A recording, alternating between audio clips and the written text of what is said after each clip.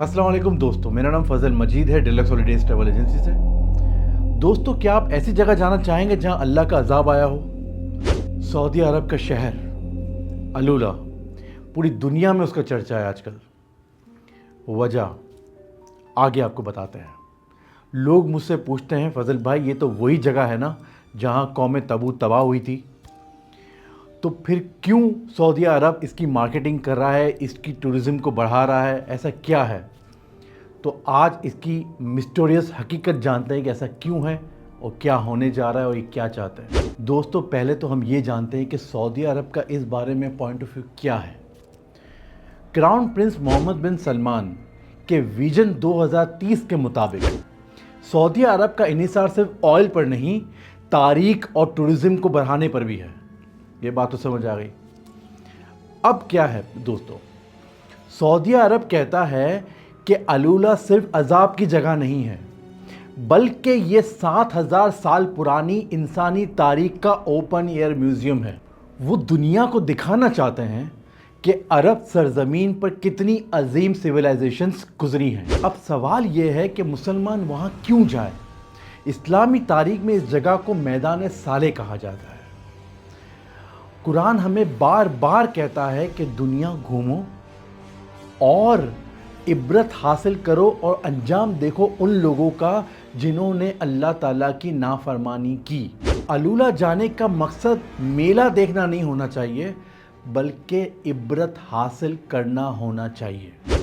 जब आप वो तराशे हुए पहाड़ देखते हैं तो आपको एहसास होता है कि इंसान कितना ही ताकतवर क्यों ना हो जाए, अल्लाह की पकड़ से नहीं बच सकता, नहीं बच सकता, नहीं बच सकता। हदीस है, हज़रत मोहम्मद सल्लल्लाहु अलैहि वसल्लम जब यहाँ से गुज़रे थे तो इन्होंने सहाबा को हुक्म दिया कि इस अज़ाब वाली जगह से जल्दी से और फ़ौरन गुज़र जाओ, रोते हुए गुज़र जाओ और यहाँ का पानी भी मत पियो और यहाँ मत ठहरो। अब एक ट्रैवल एक्सपर्ट के तौर पे मैं आपको एक टेक्निकल बात बताता हूँ जो लोग नहीं समझते, लेकिन यही पॉइंट ऑफ व्यू सऊदी अरब का है। सही है?